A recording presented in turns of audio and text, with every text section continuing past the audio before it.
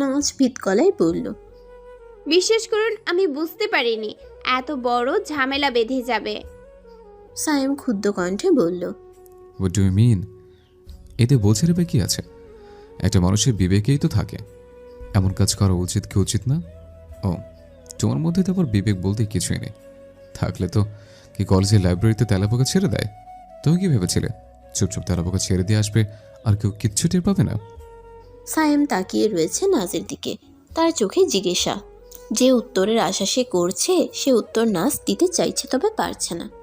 গলা ভেঙে কান্না আসছে। চিৎকার করে কাঁদতে ইচ্ছে করছে তার। ঠোঁট চেপে কান্না আটকে রেখেছে সে। এই মুহূর্তে কিছুতেই ওই মানুষটাকে তার চোখের জল দেখতে দেওয়া যাবে না। সায়েম আবারও বলল, খুব ফুর্তি হয়েছে তাই না? কিন্তু তাতে কি শেষ রক্ষা তার হলো না? পুরো কলেজের সামনে মুখ দেখাতে পারবে এরপরে? আমার মতে 15 দিনের সাসপেনশনে তোমার মতো মানুষেরই কিছুই হবে না। তোমার জন্য দরকার ছিল কঠিন কোনো শাস্তির। প্রাণপণ চেষ্টা করেও কান্নাটা আর চেপে রাখতে পারল না নাস। তার চোখ দুটো নিঃশব্দে বেয়ে পড়ছে অশ্রুধারা। সায়েম প্রচণ্ড এক ধমক দিয়ে বলল, এই মেয়ে, নাকামি বন্ধ করো, খবরদার কাঁদবে না। নাচ 2 হাত দিয়ে চোখের জল মুছতে মুছতে বলল, আপনি সব সময় আমার সঙ্গে এমন করেন। আমি কি ক্ষতি করেছিলাম আপনার? আমাকে যদি একেবারেই সহ্য না করতে পারেন তাহলে আমাদের বাড়িতে রেখে আসুন, আমি থাকবো না এখানে। চুপ, ব্লাডি ইডিয়েট। কিছু বললে একটা কথা, বাড়িতে দিয়ে আসুন। শোনো, বিয়ে করেছে, তোমার সঙ্গে যা ইচ্ছে তাই করার অধিকার আমার আছে। কোথাও যাচ্ছ না তুমি, এইখানে থাকবে আর আমার ইচ্ছে অনুযায়ী চলবে। কথাগুলো বলেই সায়েম লম্বা লম্বা পা ফেলে চলে গেল। নাচ বসে পড়ল দোলনায়। তার শিশু সুলভ অসংখ্য স্বভাবের একটি হলো বকাঝকা সে কিছুতেই সহ্য করতে পারে না। কেউ একজন কঠিন গলায় বকলেই তার সারা শরীর কাঁপতে থাকে। চিৎকার করে কাঁদতে ইচ্ছা হয়। নাচ 2 হাতে মুখ ঢেকে কাঁদছে। কেন যে এই মানুষটার সঙ্গে তার বিয়ে হতে গেল? ইচ্ছে করছে ছুটে পালিয়ে যেতে। তা কি একেবারেই অসম্ভব? বেশ কয়েকদিন কেটে গেল ওই ঘটনার। নাজের বেশিরভাগ সময় এখন কাটছে বাড়িতে বসে লেখাপড়া করেই। 1 সপ্তাহ পর সাসপেনশন কেটে গেলেই পরীক্ষা। নাজ ঠিক করে রেখেছে এই পরীক্ষায় ভালো করে সায়েমের মুখ বন্ধ করে দেবে। মানুষটা ভয়ানক রেগে গেছে। এই কয়েকদিনেও তার রাগের লেশমাত্র কমেনি। নাজের সঙ্গে কথা বলছে না। নাজ নিজে থেকে কথা বলতে গেলেও এড়িয়ে যাচ্ছে। মানুষটার অবহেলা প্রচণ্ড যন্ত্রণা দিচ্ছে। কয়েকদিন আগেও সায়েমকে সহ্য হতো না নাজের। একটু পরপর তার আগিয়ে দেওয়ার প্রবণতা অসহনীয় পর্যায়ে চলে যেত। তবে এখন কেন সে একই মানুষের অবহেলা সহ্য করতে পারছে না নাজ। আজ সকালে অফিসে যাওয়ার আগে সায়েম যখন জুতার ফিতা বাঁধছে তখন নাজ তার সামনে গিয়ে অসহায় গলায় বলল, আপনি এখনো আমার উপর রেগে আছেন? সায়েম তীক্ষ্ণ গলায় বলল, রেগে আছে তোমাকে কে বলবো? তাহলে কথা বলছেন না কেন আমার সঙ্গে? যাও, নিজের কাজে যাও। আবারও গলা পর্যন্ত কান্না এসে গেল। নাজ বহু কষ্টে চোখের জল চেপে রেখে আড়ালে চলে এলো। আচ্ছা, এই মানুষটা কি জানে না তার এই রাগ কতটা কষ্ট দিচ্ছে নাজকে? নির্ঘাত জানে। জানে বলেই এতটা কষ্ট দিচ্ছে তাকে। নাজের বারান্দা থেকে সূর্যাস্ত দেখা যায়। আজ বহু বছর পর নাজ সূর্যাস্ত দেখল। কি অনিন্দ্য সুন্দর দৃশ্য! মানুষ প্রকৃতির কাছাকাছি থেকেও প্রকৃতির এই অপরূপ দৃশ্যগুলোকে দূরে ঠেলে দেয়। চারিদিকে অন্ধকার নেমে আসতেই ঘরের ভেতরে চলে এলো নাজ। আর ঠিক তখনই এমন এক ঘটনা ঘটল যা তার সমস্ত অন্তরাত্মাকে কাঁপিয়ে তুলল। প্রচণ্ড ভয়ে পাথরের মতো জমে দাঁড়িয়ে আছে নাজ। এক চুল নড়ার ক্ষমতা তার মধ্যে অবশিষ্ট নেই। ঘনে ঘন ঘন ঘন ঘন নিঃশ্বাস পড়ছে। অনবরত ঘামছে সে। এতটা ভয় এই জীবনে কোনোদিন পায়নি সে। সামনে এগিয়ে যাওয়ার মতো সাহস নেই তার মাঝে। তবুও বহু কষ্টে এগিয়ে গিয়ে সোফা থেকে ফোনটা হাতে তুলে নিল। কাঁপা কাঁপা হাতে ডায়াল করলো সায়েমের নম্বরে। 2টো রিং বাজতেই অপর প্রান্ত থেকে ফোনটা কেটে দিল সায়েম। কোনো মানে হয়? যত রাগ সব এই মুহূর্তেই প্রকাশ করতে হবে মানুষটাকে। নাজ আবারও ডায়াল করলো। এবার ফোনটা রিসিভ করে বিরক্ত গলায় সায়েম বলল, কি সমস্যা তোমার? নাজ কাঁদো কাঁদো গলায় বলল, আপনি এক্ষুনি বাসায় আসুন, আপনি না এলে আমি মরেই যাব। পুরো বাসাটা অন্ধকারে ছেয়ে আছে। অন্ধকারে এগোতে গিয়ে চেয়ারের সঙ্গে ধাক্কা গেল সায়েম। নাজকে আশেপাশে কোথাও দেখা যাচ্ছে না। তার ফোন পেয়েই 10 মিনিটের মাথায় বাসায় ছুটে আসে সায়েম। না জানি আবার কোন অঘটন ঘটিয়েছে মেয়েটা। ফোনের ফ্ল্যাশলাইট চালিয়ে নাজের ঘরে গেল সায়েম। বিছানার এক কোণে কুটিছুটি মেরে চোখ দুটো বন্ধ করে বসে আছে সে। সায়েম উদ্বিগ্ন গলায় বলল, এই নাজ, কি হয়েছে তোমার? নাজ চমকে তাকালো তার দিকে। সায়েমকে দেখে যেন প্রাণ শক্তি ফিরে পেল মেয়েটা। চট করে উঠে এসে শক্ত করে জড়িয়ে ধরল তাকে। নাজের এমন আকস্মিকভাবে জড়িয়ে ধরায় বেশ হকচকিয়ে উঠল সায়েম। নাজ কাঁদতে কাঁদতে বলল, এত দেরি করলেন কেন আপনি? সায়েম নাজের মাথায় হাত রেখে বলল, হোয়াট হ্যাপেন্ড? আমি অন্ধকারে ভয় পাই। এই জবাব শুনে সায়েম হাসবে না কাঁদবে তাই ভেবে পাচ্ছে না। অন্ধকারে ভয় পাবার মতো এমন তুচ্ছ কারণে তাকে অফিস থেকে ডেকে আনতে হয়। সায়েম কঠিন গলায় কিছু একটা বলতে যাবে, তখনই তার মনে হলো মেয়েটার ভয় কোনো তুচ্ছ বিষয় না। কেউ প্রচণ্ড ভয় না পেলে এমন থরথর করে কাঁপতে পারে না।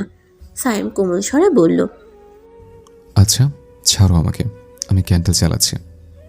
নাজ আতকে উঠে বলল, না না, আপনি কোথাও যাবেন না, প্লিজ। ঠিক আছে, যাচ্ছে না তো, শান্ত হও তুমি। নাজ আরও শক্ত করে জড়িয়ে ধরল সায়েমকে। হুট করে মানুষটার হৃদয় স্পন্দন কয়েক গুণ বেড়ে গেছে। ঊর্ধ্বমুখী এই হৃদয় স্পন্দনের মাঝেও অজানা এক প্রশান্তি খুঁজে পেল নাজ। মনে হচ্ছে যেন এই ধ্বনি শোনার জন্যেই সারাটা জীবন অপেক্ষা করেছিল সে। সায়েমের বুকে মুখ গুজে চোখ দুটো বন্ধ করে দাঁড়িয়ে আছে নাজ। যেন এক চুল সরে গেলেও অতল অন্ধকারে হারিয়ে যাবে সে। এই বুকটার থেকে বেশি নিরাপদ সে আর পৃথিবীর কোথাও নেই। কয়েক মিনিটের মধ্যেই ইলেকট্রিসিটি চলে এলো। চারিদিকে আলোর উজ্জ্বলতা ছড়িয়ে পড়তেই ঘোর কেটে গেল নাজের। কি সর্বনাশ! এতক্ষণ সে ওভাবে জড়িয়ে ধরেছিল লোকটাকে। মারাত্মক লজ্জায় কুকড়ে গিয়ে সায়েমের কাছ থেকে সরে এলো নাজ। চুপচাপ গিয়ে বসে পড়ল বিছানায়। তবে সেই তীব্র ভয়ের রেশ এখনও তার মধ্যে আছে। সামান্য কেঁপে উঠছে একটু পর পর। সায়েম খাবার টেবিল থেকে পানির গ্লাস এনে নাজের হাতে ধরিয়ে দিতে দিতে বলল, কি ঘটে গেল একটু আগে?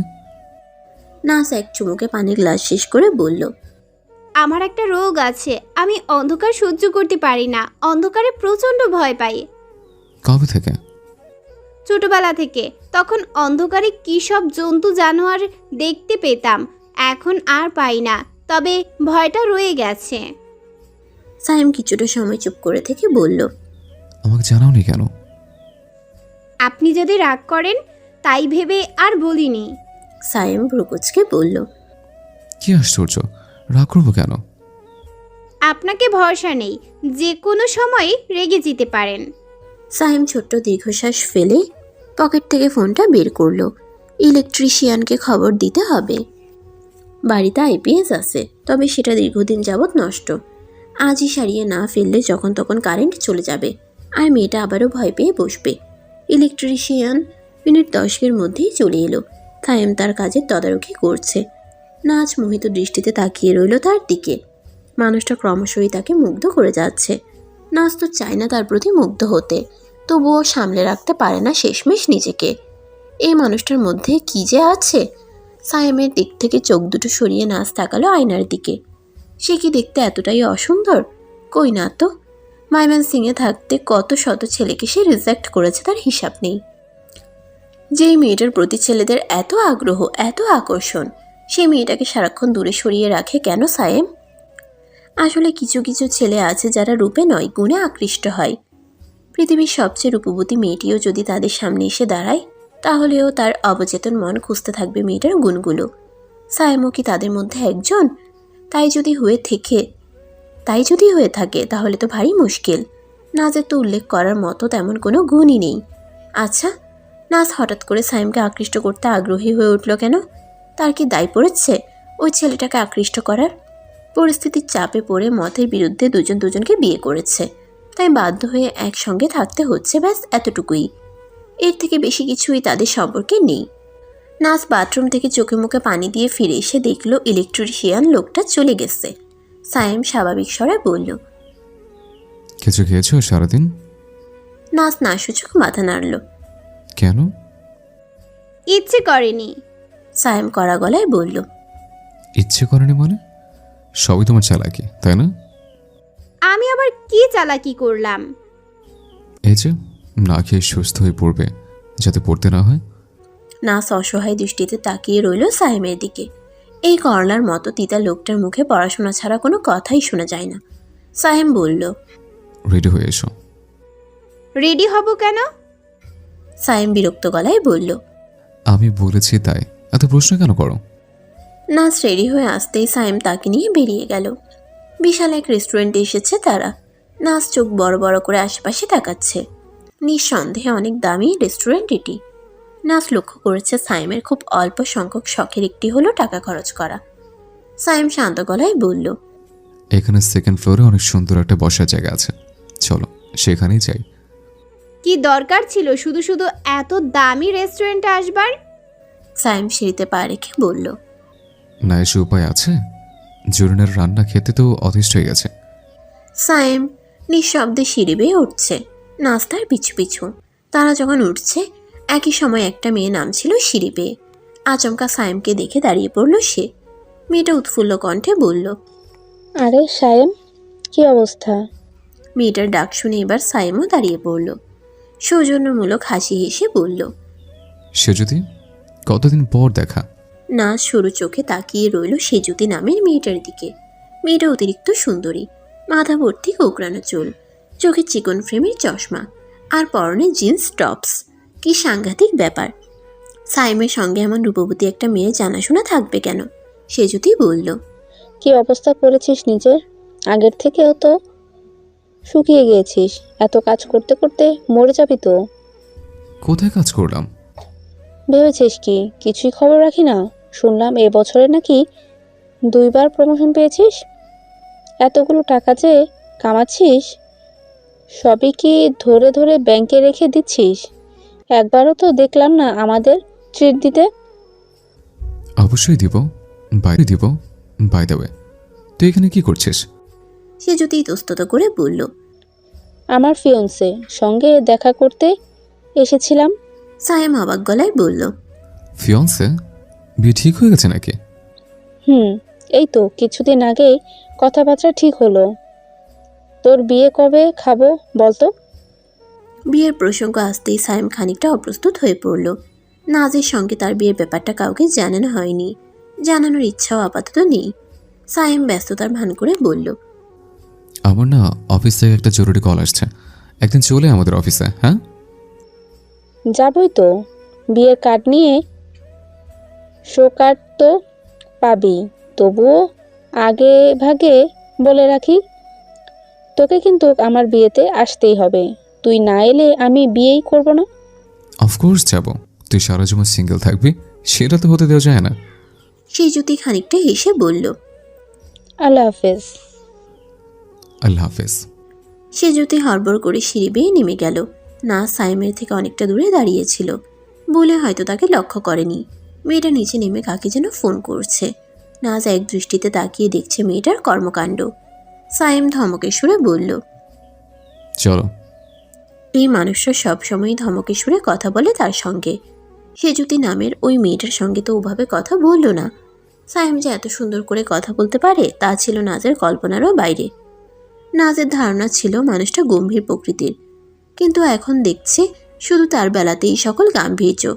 দোতলার এই জায়গাটা আসলেই সুন্দর। মূল রেস্টুরেন্টের বাইরে এই জায়গাটা বারান্দার মতো, তবে ঠিক বারান্দা বললে ভুল হবে, খানিকটা ছাদের মতো বলা যায়।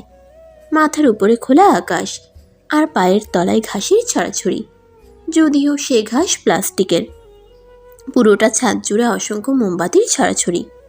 এমন একটা জায়গায় মানুষ আসে তার প্রেমিকাকে নিয়ে। সাইম নাজকে নিয়ে এলো কেন কে জানে।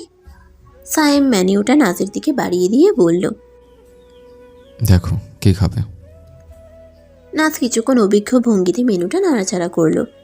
মেনুতে লেখা খাবারের নামগুলোর সঙ্গে সে মোটেও পরিচিত নয়। কি অদ্ভুত ব্যাপার! এদেশে রেস্টুরেন্টে একটাও বাঙালি খাবার থাকবে না। পুরো মেনুটা জুড়েই হাবিজাবি বিদেশি খাবার, আর লোকজন সেসব হাবিজাবি খাবার চড়া দাম দিয়ে খাচ্ছেও। কোনো মানে হয়? নাজ বলল, বুঝতে পারছি না। স্টেক খাবে? এই স্টেক জিনিসটা আবার কি? যাই হয়ে থাকুক না কেন সেটা পরে দেখা যাবে, হারাম কিছু তো আর হবে না, নাজ বলল। এমনভাবে বলল যেন স্টেক জিনিসটার সঙ্গে বহুকাল ধরে পরিচিত সে। জন্মের পর থেকে সকাল বিকেল শুধু স্টেকই খেয়ে আসছে। সাইম ওয়েটারকে ডেকে দুটো স্টেক আরও কি কি যেন অর্ডার করলো। কিছুক্ষণ বাদেই চলে এলো খাবার দাবার। না, একটা কথা স্বীকার করতেই হয়, এসব বিদেশি খাবারের এক বৈচিত্র্যময় স্বাদ আছে। নাজ অন্যরকম গলায় বলল, মেয়েটা কে ছিল? তোমার কি মনে হয়? ভাব তো এমন করে গেল যেন আপনার বিয়ে করা বউ। সাইম খানিকটা হেসে বিড়বিড় করে বলল, বিয়ে করবো কেমন ভাব করে ওর কাছ থেকে শিখলেও তো পারো। কিছু বললেন? কিছু বলিনি, কি আবার বলবো? বলবেন মেয়েটা কে ছিল? সাইম উদাস গলায় বলল। ছোটবেলার বন্ধু। নাচ ব্রু কপালে তুলে বলল, সে কি ছোটবেলার বন্ধু? আপনার এত সুন্দর ছোটবেলার বন্ধু থাকতে আপনি মা বাবার পছন্দে বিয়ে করতে রাজি হলেন কেন? কারণ ও আমার ছোটবেলার বন্ধু, বান্ধবী নয়। আহারে, একটু কষ্ট করে যদি মেয়েটার সঙ্গে প্রেম করতেন তাহলে আজ এই দিন দেখতে হতো না। এই মেয়ে, কি দিন দেখতে হচ্ছে তোমাকে? দুর্দিন তেজপাতা বানিয়ে রেখেছেন আমার জীবনটাকে আপনি। পড়াশোনা নিয়ে আমার মাও এত জোরাজুরি করতো না। চুপ করে খাও তো, বেশি কথা বললে অন্ধকার ঘরের মধ্যে তালাবদ্ধ করে রাখবো। বুকের ভেতরটা ছোটখাটো একটা ধাক্কা খেল নাস। এই মানুষকে ভরসা নেই। দেখা গেল বাড়ি গিয়ে সত্যি সত্যি অন্ধকার ঘরে আটকে রেখেছে তাকে। তবুও চুপ করে রইল না নাস। সাইমের সঙ্গে তর্কে তাকে জিততেই হবে। করে দেখুন না এমনটা। আমি চুপ করে বসে থাকবো নাকি? ফেসবুকে পোস্ট করে পৃথিবীর সবাইকে জানিয়ে দিব যার সঙ্গে আপনার বিয়ে ঠিক হয়েছিল সে বিয়ের রাতেই পালিয়ে গেছে।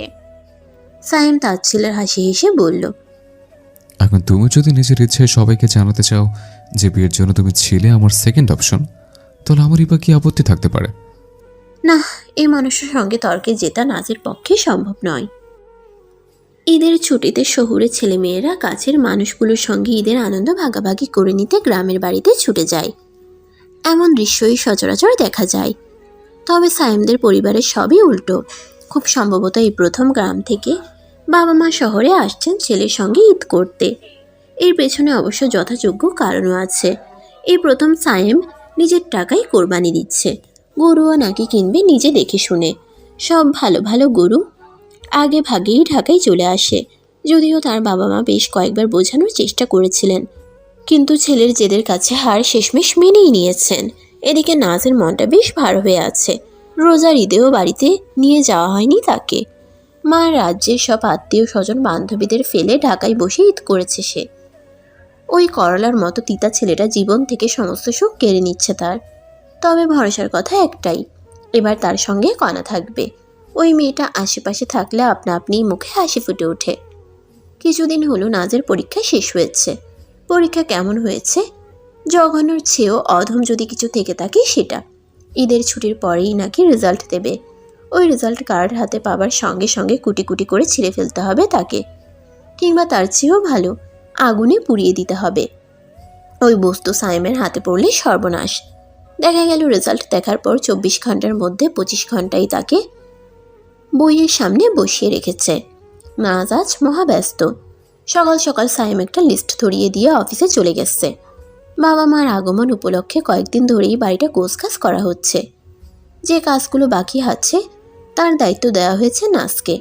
সে মনোযোগ দিয়েই কাজগুলো করছে, যেন অতি শুকনো কোনো খুঁতো না থাকে। বিয়ের পর এই প্রথম সাইম তাকে সংসারের কোনো দায়িত্ব দিল। বিয়ের প্রায় 6 মাস হয়ে গেল, অথচ এখন পর্যন্ত সংসার জিনিসটা যে কী তাই বুঝতে পারল না নাজ। বুঝতে পারল না যে তার ঠিক নয়, বুঝতে দেওয়া হয়নি।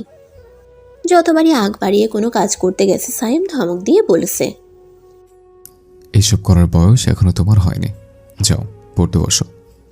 নাস্তের বাড়ির বসার ঘরে একটা কমন বাথরুম আছে।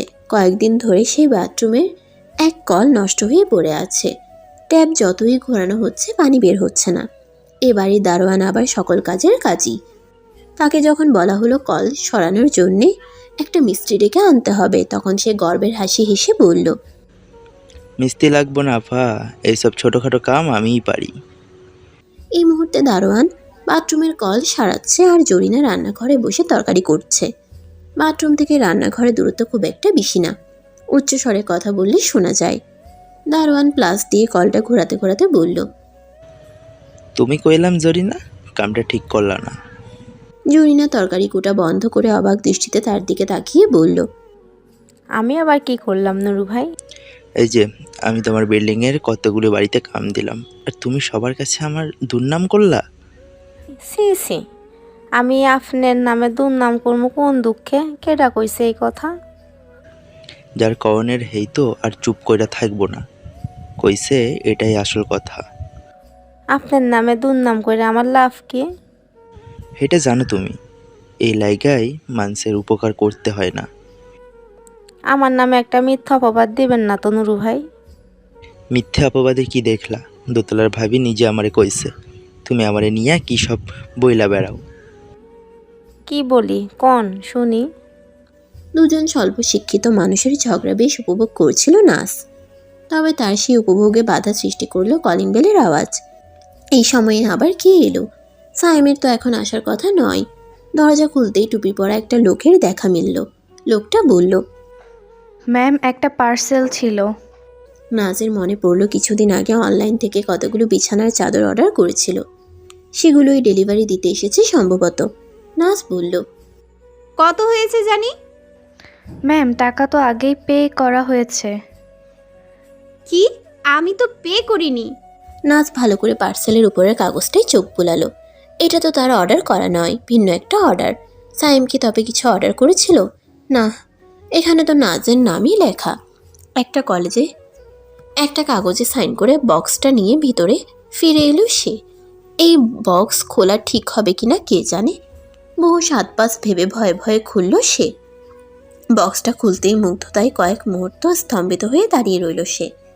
একটা আকাশি রঙের শাড়ি, 2 ডজন চুড়ি, বড় একজোড়া কানের দুল, একটা মুক্তার মালা, এক পাতা কালো টিপ আর অনেকগুলো চকলেট। সবই নাজের পছন্দের জিনিস, কিন্তু এগুলো হঠাৎ কে পাঠালো তাকে? বক্সের নাম লেখা নেই, চিরকুট জাতীয় কিছুও নেই। তবে জিনিসগুলো দেখে মনে হচ্ছে কেউ একজন দূর থেকে নিজের মতো করে সাজাতে চাইছে নাজকে। কিন্তু সেই একজনটা কে? হাতে অনেক কাজ পড়ে আছে। এটা নিয়ে পরে ভাবনা চিন্তা করা যাবে। জিনিসগুলোকে আবার বক্সটাতে রেখে কাজে ফিরে গেল সে। সন্ধ্যা মিলবার কিছুক্ষণের মধ্যেই সায়েম বাড়ি ফিরে এলো, সঙ্গে এক গাদা বাজার। বাজারগুলো ফ্রিজে রেখে সায়েম এসে বসলো ডাইনিং টেবিলে। হাত ঘড়িটা খুলতে খুলতে বলল, নাজ শোনো, জি। ম্যানার্স তো মার্শাল্লাহ কিছুই শেখনি। আমি আবার কি করলাম? একটা মানুষ যখন বাইরে থেকে টায়ার্ড হয়ে ফিরে আসে তখন কি করতে হয় জানো? তাকে পানির গ্লাস এগিয়ে দিতে হয়, চা খাবে কিনা জিজ্ঞেস করতে হয়। এতদিন তো এইসব কিছুই করনি, এই কয়টা দিন বাবা মাকে দেখানোর জন্য হলেও করো প্লিজ। নাজ হঠাৎ ভীষণ লজ্জা পেয়ে গেল। আসলে এই ছোট ছোট বিষয়গুলো কখনো খেয়ালই করেনি সে। মানুষটা সারাদিন অফিসে খেটেকুটে বাড়ি ফিরে এসে নিজেই চা বানিয়ে খায়। কেন নাজ কি পারে না নিজ থেকে তার এই কাজগুলো করে দিতে? নাজ ঠিক করলো কেবল বাবা মাকে দেখানোর জন্য নয়, এখন থেকে সে সবসময় সায়েমের এই কাজগুলো করে দিবে। সে যতই বলুক পড়তে বসো, নাজ তো গায়ে মাখবে না। নাজ চট করে রান্নাঘর থেকে এক গ্লাস পানি এনে সায়েমের দিকে বাড়িয়ে দিল। সায়েম গ্লাসটা নিতে নিতে বলল, থ্যাংক ইউ। বাবা মায়ের সামনে থ্যাংক ইউ বলবেন? কেন, সমস্যা কোথায়? সমস্যার কিছু নেই, তারা শুধু ভাববে এতগুলো দিন হয়ে গেল ফর্মালিটি গেল না। উফ, অতিরিক্ত কথা বলে তুমি, কাজের কথা আসে। সায়েমকে থামিয়ে দিয়ে নাজ আতকে উঠে বলল, আবার কি কাজ? দেখুন সারাদিন প্রচুর কাজ করেছি, আর পারবো না। সারাদিন কি কাজ করলে সেটা তো জানতে চাচ্ছে। সায়েম ডাইনিং টেবিল থেকে লিস্টটা তুলে পড়তে শুরু করলো। সিলিং ফ্যানে জমে থাকা ধুলো। নাজ বলল, জরিনাকে দিয়ে মুছিয়ে ফেলেছি, বাথরুমের নষ্ট কল। দারোয়ানকে দিয়ে ঠিক করিয়ে ফেলেছি, ভেরি গুড। বিছানার রং ওঠা চাদর। পাল্টে অন্য চাদর বিছিয়েছি। আবার কোনো রং ওঠা চাদর বিছিয়েছো নাকি? মোটেই না, ধবধবে নতুন চাদর। অনলাইন থেকে অর্ডার দিয়েছিলাম, যান গিয়ে দেখে আসুন। বুঝেছি বুঝেছি, দেখতে হবে না। আর অ্যাস্ট্রে? নাজ সঙ্গে সঙ্গে বলে ফেলল, ভেঙে ফেলেছি। কথাটা বলার সঙ্গে সঙ্গেই জিভে কামড় দিয়ে দাঁড়িয়ে রইল সে। বিয়ের পর থেকে এ পর্যন্ত বেচারার 3টা অ্যাস্ট্রে ভেঙেছে নাস। অ্যাস্ট্রের অভাবে বাড়িতে বসে সিগারেট খেতে না পেরে যখন সাইম নতুন অ্যাস্ট্রে কিনে আনে, তার পরপর সেটা ভেঙে যায় নাজের হাতে। এবারও তার ব্যতিক্রম হলো না। সাইম ভ্রুকুচকে বলল, হোয়াট? নাস, তুমি ওর আমার অ্যাস্ট্রে ভেঙেছ? নাজ আমতা স্বরে বলল, আরে আপনি ওটা এমন জায়গায় রেখেছিলেন যে হাতে লাগতেই পড়ে গেল। আমার কি দোষ? আর অ্যাস্ট্রে কিনবো না। তোমার যন্ত্রণা দেখছে, সিগারেট খাওয়া ছেড়ে দিতে হবে।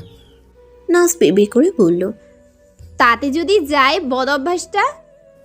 এই মেয়ে, ভিড় করে কি বলছো? কিছু না, আপনার লিস্ট শেষ হয়েছে? না, হয়নি। ফ্রিজের পুরনো সবজি টবজি কি করেছ? ফেলে দিয়েছি। ছাতা পরা চানাচুর? খেয়ে ফেলেছি। হ্যাঁ? না মানে ফেলে দিয়েছি, প্রমিস। সাইম দীর্ঘশ্বাস ফেলে বলল, তোমাকে নিয়ে ভীষণ দুশ্চিন্তা আছি নাজ। যেখানে যাবে একটা না একটা অঘটন তোমাকে বাঁধিয়ে ছাড়বে। শোনো, একটা কথা ক্লিয়ারলি বলে দিচ্ছি, আমার বাবা মার সামনে তোমার বিচ্ছু করে দেখাবে না। এই কয়েকটা দিনের জন্য প্লিজ বিহেভ ইয়োরসেলফ। নাজ মুখ চেপে হেসে ফেলল। হাসছো কেন? নাজ এবার খিলখিল করে হেসে উঠে বলল, আপনার ভাব দেখে মনে হচ্ছে যেন আপনি সকলের অমতে নিজের পছন্দ করে আমাকে বিয়ে করেছেন। এখন তাদের সামনে আমাকে ভালোভাবে উপস্থাপন করে প্রমাণ করতে চাইছেন আপনার পছন্দই ঠিক ছিল। কিন্তু আসলে তো আর এমন কিছু হয়নি। বরং আমি যদি তাদের সামনে একটার পর একটা গন্ডগোল করি, তখন আপনি বড় গলায় বলতে পারবেন, দেখো কেমন মেয়ের সঙ্গে বিয়ে দিয়েছো আমাকে। সাইম কয়েক মুহূর্তের জন্য সরু দৃষ্টিতে নাজের দিকে তাকিয়ে থেকে বলল, বিয়ে মানে কি জানো? জি। অবশ্য জানবেই বা কি করে? সেটা জানার বয়স হবার আগেই তো ধরে বিয়ে দিয়ে দেওয়া হলো। বিয়ে হলো একটা রেসপন্সিবিলিটি, আর এখন আমার রেসপন্সিবিলিটি তুমি। একটা মানুষ যদি হুট করে তোমার খুদ ধরে ফেলে, তাহলে সেটা আমার খুদই ধরা হবে। বুঝতে পারছো? নাজ অসহায় গলায় বলল, আপনার এই কঠিন কঠিন কথাগুলোর আগামাথা আমি কিছুই বুঝি না। সাইম দীর্ঘশ্বাস ফেলে বলল, থাক, আর বুঝতে হবে না। যাও, ঘুমিয়ে পড়ো। কাল সকালে জলদি উঠতে হবে। ঘরে এসেই বিছানায় গায়ে দিল নাজ। হুট করে মনে পড়ল সেই কুরিয়ারের বাক্সটার কথা। নাজ তৎক্ষণাৎ উঠে গিয়ে আলমারি থেকে বের করলো বাক্সটা। প্রেরকের কোনো আলামতই পাওয়া গেল না। এ কেমন কথা? উপহারের সঙ্গে উপহার দাতার চিরকুট টিকুটও তো থাকে, এখানে সেটাও নেই। অথচ বাক্সের উপরে ঠিকই নাজের নাম আর এ বাড়ির ঠিকানা। নাজের দৃঢ় বিশ্বাস ভুল করে এই বাক্সটা তার কাছে চলে এসেছে। এমন কোনো মানুষ তো নেই যে তাকে এই চমৎকার উপহারগুলো পাঠাতে পারে। নাজ বাক্সটা সাবধানে আলমারির উপরে তাকে তুলে রাখলো। একদিন সময় করে কুরিয়ার অফিসে গিয়ে জিনিসটা ফেরত দিয়ে আসতে হবে। আরে, কেউ না কেউ নিশ্চয়ই প্রিয় মানুষের কাছ থেকে শাড়ি চুরির অপেক্ষায় বসে আছে। নাজের মধ্যে অস্বাভাবিক ব্যস্ততা কাজ করছে। একটু পরপর ঘর গুছাচ্ছে, সাজানো ফুলদানি আবার নতুন করে সাজাচ্ছে। সায়েম বাস স্টেশন থেকে তাদের আনতে গেছে, যে কোনো মুহূর্তে চলে আসবে। তার আজ প্রথমবারের মতো নিজেকে বিবাহিত বলে মনে হচ্ছে। বিয়ে মানেই তো নতুন একটা পরিবার পাওয়া। সায়েমের সঙ্গে এই শহরটাতে থেকে থেকে নিজেকে সেই নতুন পরিবার থেকে এতদিন বঞ্চিত করেছে নাজ। হঠাৎই কলিং বেলের শব্দে সংবিত ফিরে পেল নাজ। দরজা খুলতেই সায়েমের মা, বাবা আর কনার দেখা মিললেও সায়েমকে কোথাও দেখা যাচ্ছে না। নাজ শাশুড়িকে কদমুচি করে মধুর গলায় বলল, সালাম আলাইকুম খালা, ভালো আছেন? হাসনা বেগম ভ্রুকুচকে তীক্ষ্ণ গলায় বললেন, ওয়ালাইকুম আসসালাম। এসব কোন দেশি অভ্যেস বৌমা? এখন তো তোমার বিয়ে হয়েছে নাকি? বিয়ের পরেও শাশুড়িকে খালা ডাকা যায় না। এসব তোমাকে শিখিয়ে দিতে হবে। নাজ কিছু না বলে কদমুচি করল সাইমের বাবাকে। এই বেচারা আত্মবোলা মানুষ, তাকে বাবা ডাকা হোক কিন্তু খালু, কোনো কিছুই তার ভাবান্তর হয় না। তিনি আন্তরিক স্বরে বললেন, বেঁচে থাকো মা। কনা নাজকে জড়িয়ে ধরে আনন্দের আর্তনাদ করে বলল। কি অবস্থা দোস্ত? আমারও শোনা গেল হাসনা বেগমের হতাশ কণ্ঠস্বর। এ কি কনা, তোদের আদব কায়দা শেখাতে শেখাতে আমি বুড়ি হয়ে গেলাম। নিজের ভাবির সঙ্গে কেউ এভাবে কথা বলে? কনা এবার গম্ভীর গলায় বলল, ও সরি। তা দোস্ত, ভাবি আপনি কেমন আছেন? হুম। নাজ তার মতো গম্ভীর স্বরেই বলল। ভালো আছি দোস্ত ননদ। দুজনেই হাসনা বেগমের আড়ালে মুখ চেপে হেসে ফেলল। হাসনা বেগম এবং শওকত সাহেব ক্লান্ত ভঙ্গিতে বসার ঘরে সোফায় বসেছেন। নাজ ফ্রিজ থেকে শরবতের গ্লাস বের করে তাদের সামনে রাখতে রাখতে বলল, মা শরবতটা খান, ভালো লাগবে। নিজের মা ছাড়া অন্য কাউকে কোনো মা জাতীয় কিছু ডাকেনি নাজ। এই প্রথম শাশুড়িকে মা ডাকতে মনের মধ্যে কেমন যেন অদ্ভুত অনুভূতি হচ্ছে তার। কি আর করা, শওকত সাহেব শরবতের গ্লাসে চুমুক দিয়ে বলল, বাহ, বেশ ভালোই তো হয়েছে। কখন বানিয়েছো বৌমা? এই তো আপনার আসার কিছুক্ষণ আগে। কথাটা ডাহা মিথ্যা। এই শরবত নাজ বানায়নি। সে শরবত বানালে তা কয়েক হাজার বার মুখ বিকৃত করে তবেই খেতে হয়। শরবত আজ সকালে সাইম বানিয়েছে। নাচ মিষ্টি রিনরিনে গলায় বলল। বাবা পথে কোনো অসুবিধা হয়নি তো? শওকত সাহেব কিছু বলতে যাবেন তার আগেই কণা বলে উঠল, সমস্যা হলেই বা কি, এতে তোর কিচ্ছু করার নেই। এই যেমন ধর, রাস্তায় অনেকগুলো গর্ত ছিল, বাস একটু পরপর গর্তে পড়ে ঝাঁকি খেয়েছে। এখন তুই কি গিয়ে গর্তগুলো ঠিক করে দিয়ে আসবি? নাজ আর কণা দুজনেই খিলখিল করে হেসে উঠল। আর তখনই বাড়ির সদর দরজায় দেখা মিলল সাইমের। নাচ অবাক হয়ে লক্ষ্য করলো সাইম আর দারোয়ান দুজনের হাতেই 4টা করে ব্যাগ। এরা এতগুলো ব্যাগ নিয়ে বেড়াতে এসেছে, কি সাংঘাতিক। সাইম ব্যাগগুলো মেঝেতে নামিয়ে রাখতে রাখতে বিরক্ত গলায় বলল, মা, বাড়ির টিভি, ফ্রিজ, আলমারি এগুলো বাদ রাখলে কেন? ওগুলোর সঙ্গে করে নিয়ে আসতে। হাসনা বেগম বিব্রত গলায় বললেন, নিজের সংসার ছেলে আমি এমনিতেও কোথাও যাই না বাবা, দরকারি জিনিসগুলো যাতে হাতের কাছে পাওয়া যায় এজন্যেই। কণা বলল, দেখো না ভাইয়া, মা সাথে করে হাত পাখাটা পর্যন্ত নিয়ে এসেছে। তুমিই বলো, তোমাদের বাড়িতে কি ফ্যান নেই? হাসনা বেগম বললেন, সামনে ঈদ, কখন কোনটা কাজে লেগে যায়। তাই বলে হাত পাখা? ঈদের সঙ্গে হাত পাখার সম্পর্ক কি? আহ, ভেজর ভেজর বন্ধ করো তো। বৌমা শোনো, শরবতটা ভালোই বানিয়েছো, কিন্তু আমাদের পেয়েছে চায়ের তৃষ্ণা। কড়া করে একটু চা করো দেখি। নাজের গা বেয়ে যেন শীতল স্রোত বয়ে গেল। এক জায়গায় জমে দাঁড়িয়ে রইল। নাজ যে চা বানাতে পারে না, নাজ যে চা বানাতে পারে না তা নয়, তবে নিজের বানানো চা নাজ নিজেকে পর্যন্তও খেতে দেয় না। ওই চা খেলে যে কোনো মানুষের মস্তিষ্ক বিকৃতি পর্যন্ত করতে পারে। নাজ অসহায় দৃষ্টিতে তাকালো সাইমের দিকে। ছেলেটা মিটিমিটি হাসছে, কি সাংঘাতিক। সে আজ নাচকে ফাঁসানোর পরিকল্পনা করছে না তো? ফুটন্ত পানিতে চা পাতা ছেড়ে দিয়ে চিন্তিত মুখে দাঁড়িয়ে আছে নাস। এই চা এবার কতক্ষণ ফোটাতে হবে কে জানে। সাইম কোনো মতে রান্নাঘরে এসে তাকে সাহায্য করলেও তো পারে, তা নয়, বরং হালকা মেজাজে খুশগল্প শুরু করেছে। সাইম আহ্লাদি পুত্রের মতো মায়ের কাছে আবদার করলো, মা, কতদিন তোমার হাতে খিচুড়ি খাই না। হাসনা বেগম কোমল স্বরে বললেন, তুই না বললেও করতাম। আহা বেচারা, ঠিক মতো খাওয়া দাওয়া না করে চেহারার কি হাল করেছিস বৌমা। নাস রান্নাঘরের দরজা থেকে উকি দিয়ে বলল, জি মা। রান্না বান্না ঠিক মতো করো না নাকি? আমার ছেলেটা তো দেখছি না খেতে খেতে শুকিয়ে কাঠ হয়ে গেছে। বিরক্তিতে গা জ্বলে উঠল নাজের। শাশুড়ি শ্রেণীর মানুষদের অন্যতম দায়িত্ব হলো আদিক্ষেতা করা। এরা ছেলের বিয়ের আগে যতটা না আদিক্ষেতা করত, তার থেকে ঢের বেশি করে বিয়ের পর বউয়ের সামনে। ছোটবেলায় প্রতি বছর গ্রীষ্মের ছুটিতে নাজ তাদের বাড়িতে বেড়াতে যেত। বহুদিন পর তার বাবাকে দেখে দাদিও কিছুটা এমন ভঙ্গিতেই আদিক্ষেতার সুর তুলতেন। আর বিরক্তিতে শিউরে উঠতেন তার মা। নাজ কি কোনোদিনও ভাবতে পেরেছিল এমন দিন তার জীবনেও আসবে? নাচ নির্বিকার ভঙ্গিতে বলল, মা শুনুন, রান্না ঠিক মতোই করা হয়। আপনার ছেলে যদি ঢং করে কম কম খায়, সাত সকালে উঠে ঘন্টার পর ঘন্টা জগিং করে, তাহলে তো শুকিয়ে যাবেই। কথাটা বলার সঙ্গে সঙ্গে সাইম চোখ রাঙিয়ে তাকালো নাজের দিকে। নাজ ভয়ের সঙ্গে সঙ্গে রান্নাঘরের ভেতরে চলে গেল। হাসনা বেগম বললেন, বৌমার এই কথাটা আমি বিশ্বাস করি।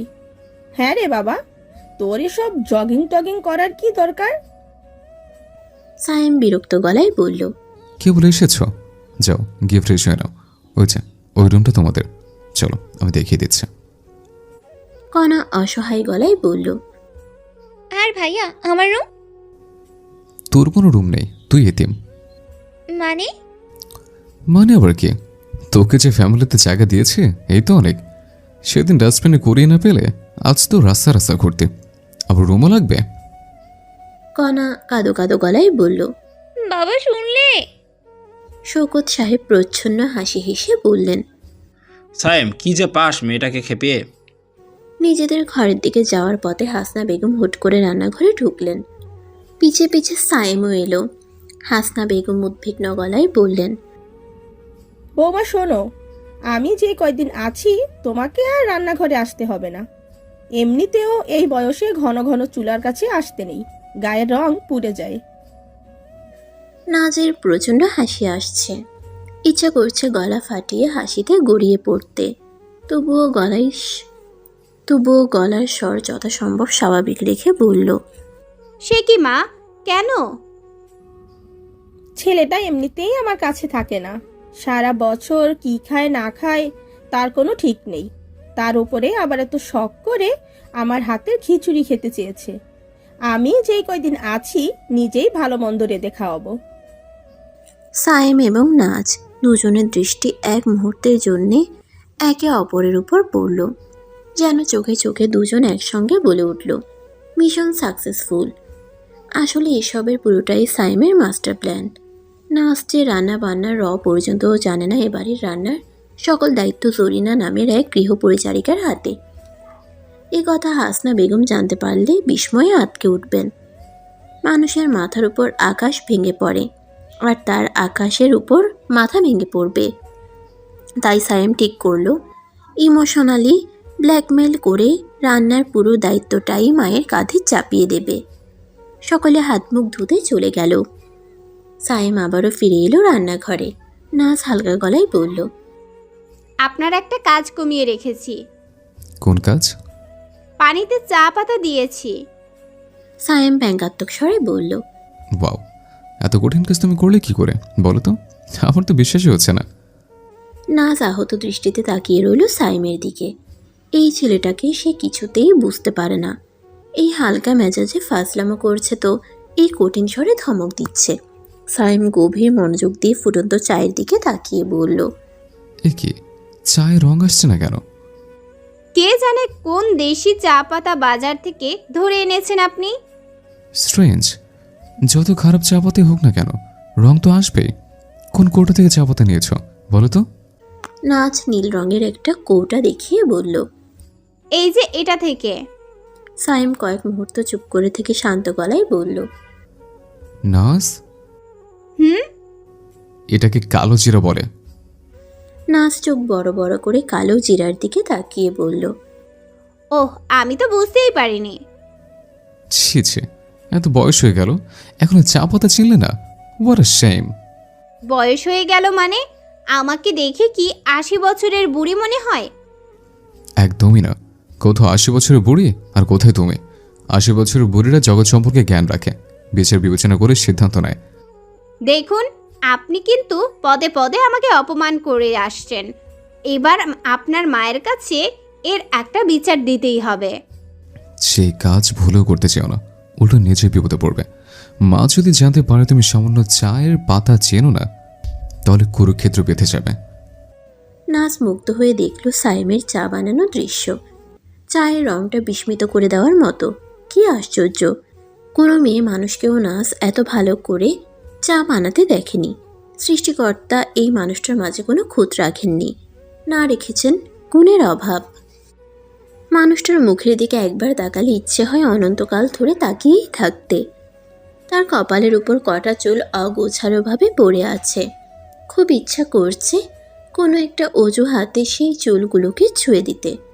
সায়েম চায়ের কাপে চামচ নাড়তে নাড়তে অন্যরকম গলায় বলল, কি ব্যাপার, হাঁ করে কি দেখছ? ভয়ঙ্কর লজ্জা পেয়ে গেল নাজ। সে যে এতক্ষণ ধরে সাইমের দিকে তাকিয়ে আছে ছেলেটা বুঝলো কি করে? নাজ তৎক্ষণাৎ বিব্রত গলায় বলল, কই কিছু না তো। সাইম সন্দিহান কণ্ঠে বলল, সত্যি? হুম, আচ্ছা যাও, চা দিয়ে এসো। আমি রেডি হতে গেলাম। আজকের দিনেও আপনাকে অফিস যেতে হবে? কেন? আজকে কি? আপনার বাবা মা এতদিন পর এলো। তাতে কি হয়েছে?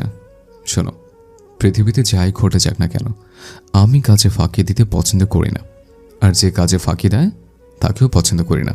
বাবা মা এসছে, এই খুশিতে তুমি আবার না পড়ে থাকবে না কিন্তু। তারা দুপুরে ঘুমোতে গেলে পড়তে বসবে। নাচ শুকনো মুখে আচ্ছা, বললেও মনে মনে বলল। কত বসবো? হাসনা বেগম আয়োজন করে রান্নায় নেমেছেন। রান্নার সকল সরঞ্জাম চারিদিকে সুন্দর করে সাজিয়ে দিয়েছেন। রান্না হলো অনেকটা শিল্পের মতো। শিল্পকর্ম তৈরির সময় প্রয়োজনীয় জিনিসগুলো হাতের কাছে না থাকলে কাজে ব্যাঘাত ঘটে। ওদিকে জরিনা তাকে সাহায্য করছে তরকারি করতে। নাচ উৎফুল্ল গলায় বলল, মা, আমি আপনাকে সাহায্য করি?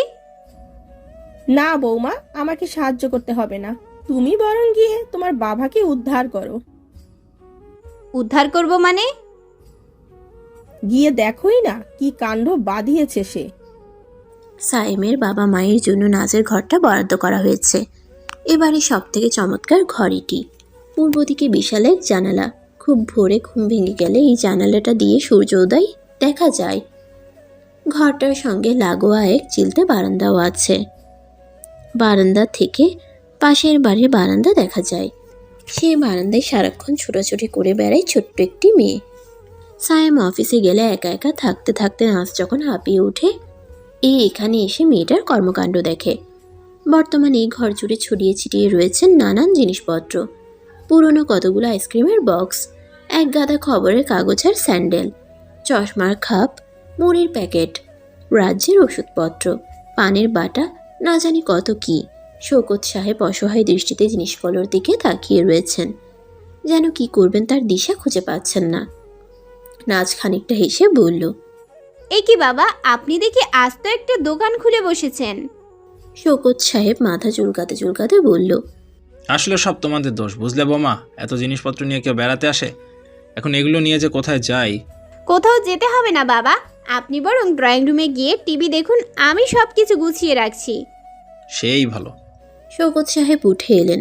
কণা মুগ্ধ দৃষ্টিতে নাচদের বসার ঘরটা ঘুরে ঘুরে দেখছিল। টিভি অন করার পর তার মুগ্ধতা যেন কয়েকগুণ বেড়ে গেল। কণা বিস্মিত গলায় বলল, কি সর্বনাশ! এত বড় টিভি দিয়ে কি করিস তোরা? তোর ভাইয়ের শখের জিনিস, কি সব হাবিজাবি গেম খেলে এটা দিয়ে। টিভি দিয়ে আবার গেমও খেলা যায় নাকি? যাই তো, খেলবি? খেলবো মানে? অবশ্যই খেলবো। কিভাবে খেলতে হয় দেখিয়ে দে তো। আমি এসব পারি নাকি? তোর ভাইয়া অফিস থেকে আসুক, তাকে বলিস। শৌকত সাহেব গভীর আগ্রহ নিয়ে টকশো দেখছেন। একটা বয়সের পর দেশ রাজনীতি নিয়ে এসব গম্ভীর আলোচনা শুনতে ভালোই লাগে। সেই হিসেবে কণার এই জাতীয় আলোচনা ভালো লাগার প্রশ্নই ওঠে না। তবে তার ভীষণ ভালো লাগে। দুই আধভুড়ো বিরস মুখে কিসব আলোচনা করছে, আর কণা চোখ বড় বড় করে তাকিয়ে আছে। নাচ বলল, এই কণা, এইসব বোরিং টক শো শুনে কি করবি? আয় তো আমার সঙ্গে, কতদিন গল্প করি না। রান্না বান্নার আপাত দৃষ্টিতে অপারদর্শী হলেও ঘর গোছানোর কাজটা নাচ বেশ ভালোই পারে। হাসনা বেগমের ছোট ছোট জিনিসগুলো সুন্দর করে আলমারিতে তুলে গুছিয়ে রাখছে। কয়না বিছানার উপরে পা ভাঁজ করে বসে মুগ্ধ দৃষ্টিতে দেখছে বান্ধবীর কর্মকাণ্ড। এ বাড়িতে আসার পর থেকে যাই দেখছে তাতেই সে মুগ্ধ হচ্ছে। কণা হতভম্ব কণ্ঠে বলল, তুই দেখি এই কয়েকদিনে সংসারী হয়ে গিয়েছিস। নাচ হেসে বলল, আর তোর ভাইয়া কি বলে জানিস? বলে আমার মতো আনারি মেয়ে সে নাকি তার জীবনে দেখেনি। নাচ লক্ষ্য করলো কণা মুখ টিপে হাসছে। এই কথাটাই হাসার যথাযথ কারণ আছে, তবে কণার হাসির মধ্যে লুকিয়ে আছে অন্য কোনো কারণ। সেই কারণটাই বুঝতে চেষ্টা করছে নাচ। নাচ কিছু বলার আগেই কণা হাসি থামিয়ে স্বাভাবিক গলায় বলল, এই ঘরটা বুঝি তোর আর ভাই আর? নাচ শুকনো স্বরে বলল, হুম। মিথ্যাটা বলতে তার বেশ খারাপ লাগলো। নিজের সব থেকে প্রিয় বান্ধবীকে কখনো মিথ্যা বলেনি, কোনো সত্যও গোপন করেনি। তবে কি আর করা, কিছু কিছু কথা থাকে যা সব থেকে কাছের মানুষটাকেও বলা যায় না। আমরা চলে আসায় তোদের খুব কষ্ট হলো তাই না? ও মা, কষ্ট কিসের? এই যেমন ঘরটা ছেড়ে দিতে হলো, তোর তো আবার হুট করে নতুন জায়গায় ঘুমিয়ে আসে না। এসে যাবে, তুই চিন্তা করিস না তো। নাচ? হুম। তোর সব কসমেটিক্স দেখছি এই ঘরে, আবার পাশের ঘরে দেখলাম ভাইয়ার পারফিউম ব্যাপারটা কি? মনে একরাশ বিরক্তি নিয়ে দাঁতে দাঁত চেপে ধরল নাচ, যদিও চোখে মুখে তা প্রকাশ করলো না। কনার এই এক বিশ্রী স্বভাব, ছোট থেকে ছোট বিষয়গুলোও তার চোখ এড়িয়ে যায় না। নাচ হড়বড় করে বলল, ওই সকালবেলা কলেজে যাওয়ার সময় আমার রেডি হতে একটু বেশি সময় লাগে, তো এর জন্য উনি ওনার জিনিসগুলো পাশের ঘরে রেখে দিয়েছেন, যাতে দুজনেই একসঙ্গে রেডি হতে পারি। ও, উত্তরটা যেন কনার মনমতো হলো না। কনা আবারও বলল, তোর নতুন কলেজটা কেমন রে? নাচ হাই তুলতে তুলতে বলল, আছি একরকম। খুব কড়া তাই না? বুঝলি কি করে? যেভাবে তোকে সাসপেন্ড করলো, কড়া তো হওয়ারই কথা। নাজের বিস্ময়ের সীমা রইল না। সাইম কি তার সাসপেনশনের সেই লজ্জাজনক গল্প সকলের কাছে বলে বেরিয়েছে? নাজ লজ্জিত গলায় বলল, আরে বাবা, আমি কি নিজের দোষে সাসপেন্ড হয়েছিলাম নাকি ওই আমার এক বিচ্ছু বান্ধবীর পাল্লায় পড়ে? নাচকে থামিয়ে দিয়ে কনা বলল, খুব ভালো হয়েছে, এটা হলো আমাদের ছেড়ে নতুন বান্ধবী পাতানোর ফল। নাচ আক্ষেপ জড়িত স্বরে বলল, নতুন বান্ধবী না পাতিয়ে কি করব শুনি? তোরা তো আমাকে ছাড়া ভালোই আছিস। একটা মানুষ যে তোদের মনের মধ্যে নেই তার কোনো খেয়াল আছে? কনা কয়েক মুহূর্ত চুপ করে থেকে অদ্ভুত হাসি হেসে বলল, তোর তাই মনে হয়? হুম। শোন তাহলে, আমি, শিউলি আর মালা, আমরা তিনজনে গত 6 মাসে একটা সিনেমাও দেখিনি, এমনকি একবারও চাইনিজ খেতেই যায়নি। কেন? ওই কালো ব্যাগটা দিয়ে বলছি। নাচ চেয়ারের উপর থেকে কালো রঙের একটা ব্যাগ এনে কনার সামনে রাখলো। কনা ব্যাগের ভেতর থেকে ছোট্ট একটা লাল বাক্স বের করলো। আপাত দৃষ্টিতে দেখে মনে হচ্ছে কোনো গয়নার বাক্স। কনা বাক্সের ঢাকনাটা খুলতেই চোখে পড়ল চমৎকার একজোড়া কানের দুল। সোনার গয়না নাজের খুব একটা পছন্দের নয়, তবে এই কানের দুল থেকে সে যেন চোখই ফেরাতে পারছে না। কনা মধুর কণ্ঠে বলল, এটা তোর? নাজের বিস্ময়ের যেন সীমা রইল না। বিস্ময়ে সে অভিভূত হয়ে বলল, আমার মানে এই কানের দুল কোথায় পেলি?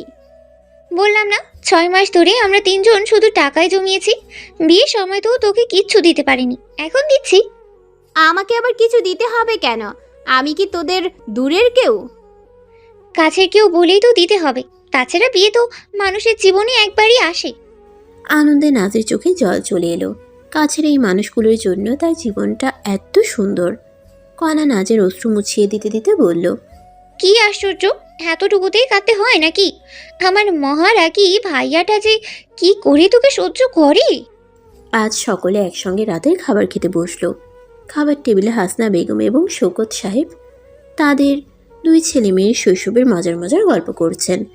এতদিন পর আজ এই বাড়িটাকে পরিপূর্ণ বলে মনে হচ্ছে। খিচুড়ি, গরুর কালা ভুন্দা, চিংড়ি মাছের মালাইকারি, বেগুন ভাজা, এইসবই নাকি সাইমের পছন্দের। হাসনা বেগম অত্যন্ত যত্ন নিয়ে রেঁধেছেন আজ। ছেলে এতদিন পর তার হাতে রান্না খাবে বলে কথা। আজ সাইমকেও লাগছে অন্যরকম। অন্যান্য দিনে অফিস থেকে ফিরেই গম্ভীর ভঙ্গিতে ল্যাপটপ নিয়ে বসে থাকে। ব্রুকুচকে নাজের পড়াশোনার তদারকি করে। আজ সেসব কিছুই করেনি। ফুরফুরে মেজাজে খাবার টেবিলের গল্পে অংশগ্রহণ করছে। নাজের অস্থির চোখ দুটো বারবার গিয়ে পড়ছে ওই মানুষটার উপরে। বিষয়টা কারো চোখে পড়লে লজ্জার শেষ থাকবে না। তবুও নিজেকে আটকে রাখতে পারছে না নাজ। নেশার মতো টানছে ওই মানুষটা তাকে। খাবার শেষে শৌকত সাহেব বাদে সকলে এসে বসলো বসার ঘরে। শৌকত সাহেব আবার রাতে খাওয়ার পর এক মুহূর্তও চোখ মেলে রাখতে পারেন না। সাইম বোনকে টিভিতে গেম খেলা শেখাচ্ছে। গেমটা খেলতে হয় কনসোল দিয়ে। ফুটবলের প্রতি কনার তেমন কোনো আগ্রহ না থাকলেও ফুটবলের এই গেমে তার ঢের আগ্রহ রয়েছে। এরই মাঝে নাচ বলে উঠল, কনা, আজ কিন্তু তুই আমার সঙ্গে ঘুমোবি। দুজন মিলে সারা রাত জেগে গল্প করব। কনা উৎফুল্ল গলায় বলল। বাহ, ফাইন হবে। নাচ এবার সাইমের দিকে তাকিয়ে বলল, শুনুন, আজ আপনি এই ঘরের ডিভানে ঘুমাতে পারবেন না। সাইম স্বাভাবিক গলায় বলল, পারবো। আগে থেকে করা সাইমের অসংখ্য মাস্টার প্ল্যানের এটি একটি। রাতে ঘুমাবার ঠিক আগেই নাচ সকলের সামনে আবদার করবে কণার সঙ্গে ঘুমানোর।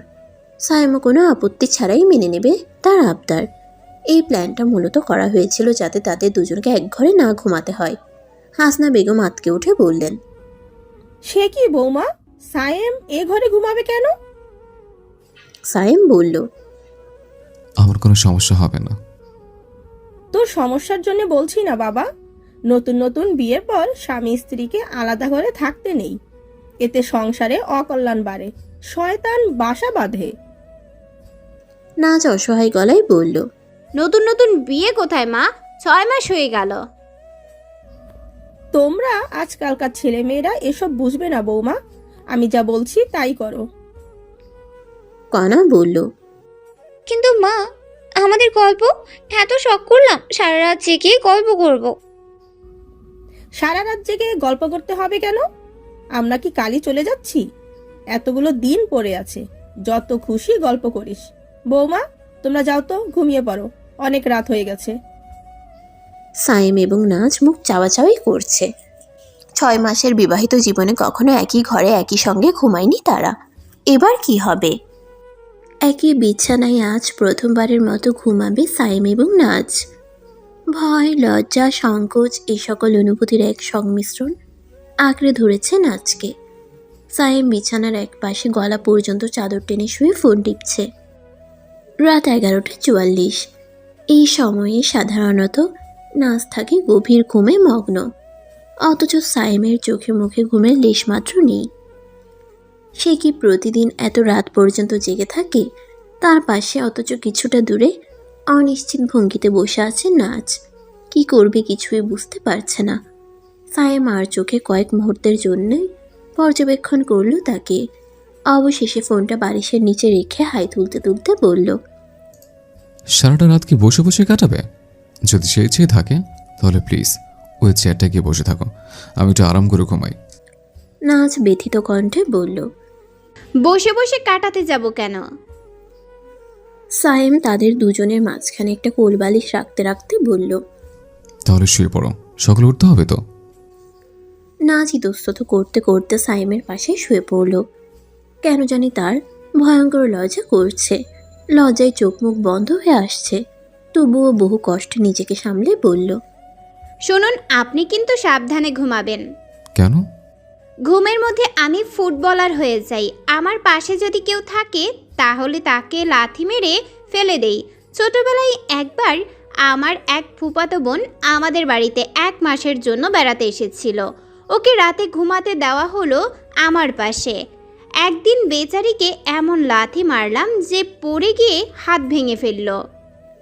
সাইম ঠোঁটের কোণে হাসির রেখা ফুটিয়ে তুলে বলল, তোমার কি ধারণা তুমি আমাকে ফেলে দিতে পারবে?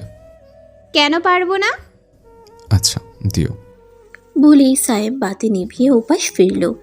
সঙ্গে সঙ্গে ঘর জুড়ে ভেসে এলো নাচের বিকট চিৎকার। নাচ আতকে উঠে বসে পড়ল।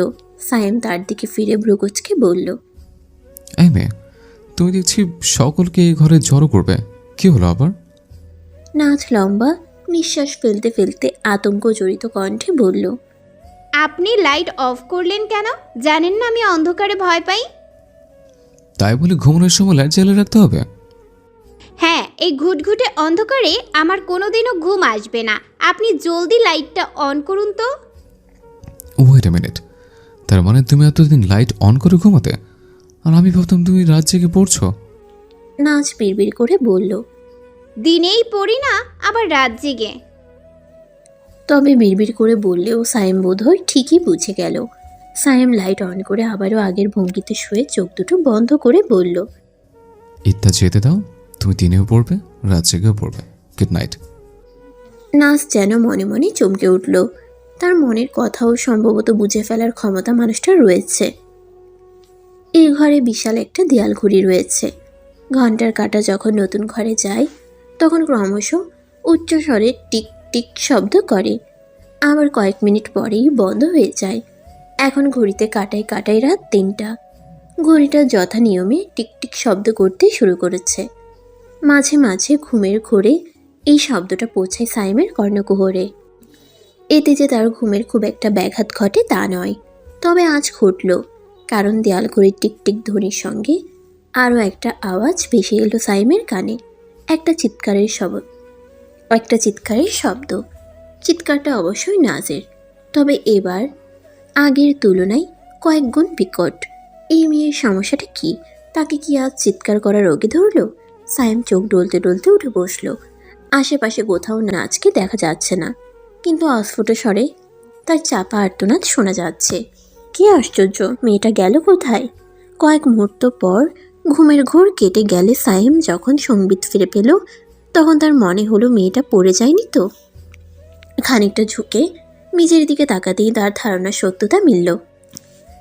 নাচ মেঝেতে পড়ে আছে, আর ডান হাতের কবজি চেপে ধরে নিঃশব্দে কাঁদছে। সাইম তড়িঘড়ি করে বিছানা থেকে নেমে তার কাছে যেতে যেতে বলল, নাস, পরে গেলে কি করে? নাচ কাঁদো কাঁদো গলায় বলল, আমি কি জানি? আমি তো শান্তিতে ঘুমোচ্ছিলাম, হঠাৎ কি যেন হলো, দম করে পড়ে গেলাম। খুব তো বাহাদুরি করে বলেছিলে আমাকে ফেলে দেবে, শেষমেশ নিজে পড়ে গেলে। নাচ সন্দিহান কণ্ঠে বলল, এক মিনিট, তার মানে আপনি আমি কি? আপনি আমাকে ইচ্ছে করে ফেলে দিয়েছেন, তাই না? সাইম নাজের মুখোমুখি মেঝেতে বসতে বসতে বলল, শাট আপ ইউ ইডিয়েট। আমি কি তোমার মতো ছেলে মানুষ যে ইচ্ছে করে ফেলে দেব? কই দেখি কোথায় লেগেছে। সঙ্গে সঙ্গে সাইম নাজের ডান হাতটা ধরে উদ্বিগ্ন দৃষ্টিতে দেখতে লাগলো ক্ষতচিহ্নটা। মানুষটার এই এতটুকু স্পর্শেই শিউরে উঠল নাচ। তার স্পর্শে কি আছে কে জানে, স্বাভাবিকতা হারিয়ে কেমন যেন ঘোরের জগতে চলে গেল সে। প্রবল এক প্রশান্তের আন্দোলন বয়ে গেল তার সমস্ত অন্তরাত্মা জুড়ে। সাইম ধমকের সুরে বলল, ইস, কতখানে চলে গেছে। তুমি কি ঘুমের মধ্যে শান্ত থাকতে পারো না নাস? সবসময় শুধু বাদরামে। কথাগুলো ধমকের সুরে বললেও তার মাঝে এক শুকনো উদ্বেগ লুকিয়ে রয়েছে, তা ঠিকই টের পেল নাচ। আর কোথায় লেগেছে? নাচ হঠাৎ চমকে উঠে ফিসফিস করে বলল, না। কথাটা আসলে সত্যি নয়। নাচ হাঁটুতে বড়সড় চোট পেয়েছে। আচমকা পড়ে যাওয়ায় জায়গাটা এমন বাজেভাবে ছুলে গেছে যে সালোয়ারের খানিকটা অংশ পর্যন্ত ফেটে গেছে।